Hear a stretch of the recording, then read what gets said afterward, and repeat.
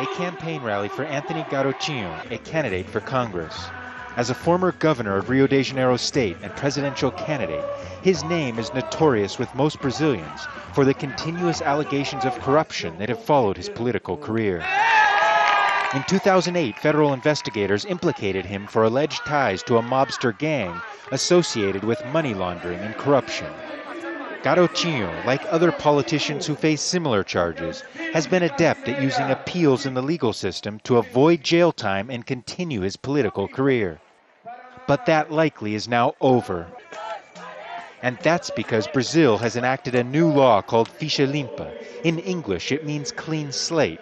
The law prevents anyone from running for office who has been charged or even accused of any corruption or misuse of public funds. If an elected official has a corruption charge pending against him, what used to happen was that the person would resign so they would not be prosecuted. And in the next election, this same politician would run for office again.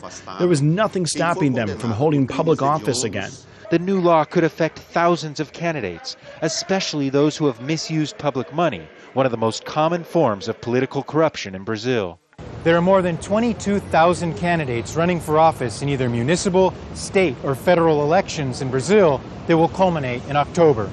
According to a government audit agency, of those candidates, 4,922 of them could be ruled ineligible for the sole reason of mishandling public funds during a previous term in elected office. In Rio de Janeiro state alone, there are about 2,800 candidates running for office. Here at the Public Prosecutor's Office, we have a very short time to analyse the cases. I have to give a ruling within 48 hours, and I have piles and piles of cases stacking up on my desk. There's an overload of work, and the responsibility is very high because the expectations of the public are big. Despite the difficulties, supporters of the law remain optimistic it will change the face of Brazilian politics for the better. All laws that alter the political process in a very strong way and remove corrupt politicians from Brazilian political life, like this clean slate law, are met with big resistance. As for Garotinho, just last week a federal judge said he will need to stand trial for the 2008 corruption charges. But no matter what happens, the law is not expected to sweep away political corruption overnight. We are starting to clean up our politics, but I think it will take more than 50 years to achieve this.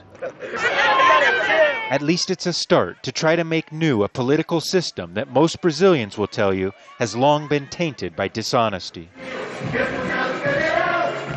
Gabriel Elizondo, Al Jazeera, Rio de Janeiro.